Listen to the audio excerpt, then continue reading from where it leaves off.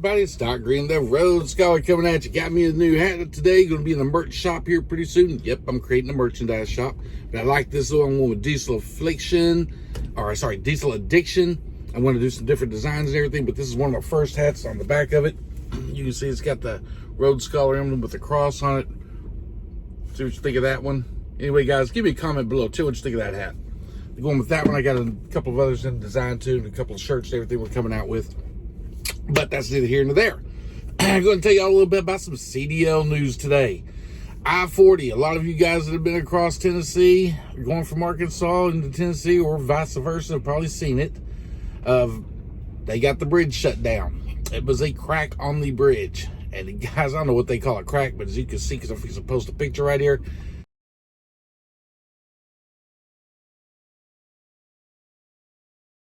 this is not a crack. This is a break. That is broken. So anyway, they got that bridge shut down. At first, they thought it'd be shut down for about 6 to 8 weeks. Now they're talking about it could be months. They've been looking at it for a while. This is a big problem in our supply chain across the United States because that is a major, major thoroughfare going through there.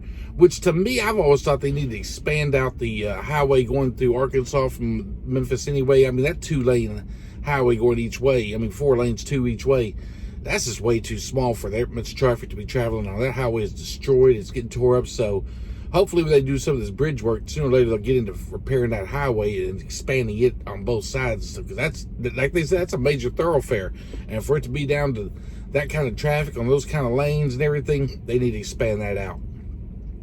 But anyway, so yeah, that's the news for that I-40. It will be shut down for a few more months. It is a major hub because, that's the home. Memphis is home to FedEx hub. They got one of the third or fourth largest rail hubs. The water port hubs.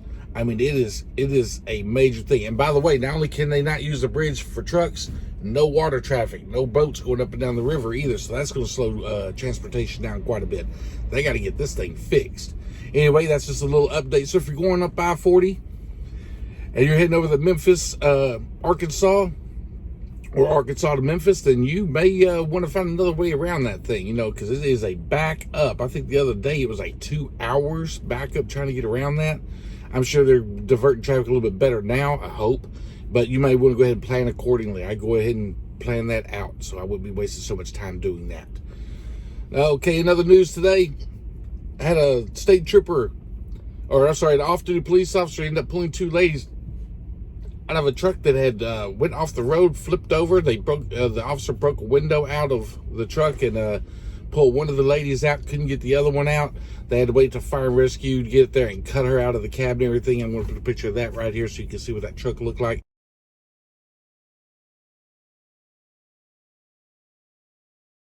Yeah, be careful here. The police officer driving just said the truck just went right off the road. There was no real reasoning for it, and there, so far, no drug or alcohol relations or anything being brought up in it or anything. Something happened. I'm assuming maybe they went to sleep or maybe texting on a phone or whatever. I don't know, but that's another thing that happened. And then out in California, we had a truck that got $500,000 worth of electronics stolen. $500,000 worth of electronics stolen out of a truck. The driver of the truck even tried to chase the people that stole it, which I would never recommend. But he's not going to catch them in a semi. One of them was in a Honda Accord. The other 2 were in white vans. He was able to get a license plate. I'm going to put that license plate down right here.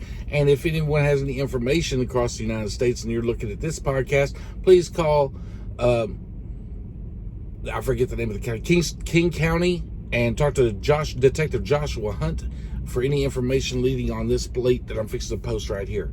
And this is a plate off of the maroon Honda Accord, and it was registered out of Los Angeles. So far, no arrests have been made.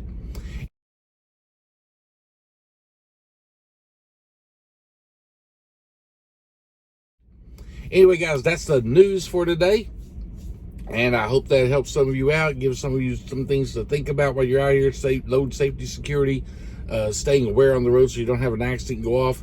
And by all means, get around that I-40 bridge somehow. I'm not going to even attempt that. I'm going to go way around that thing.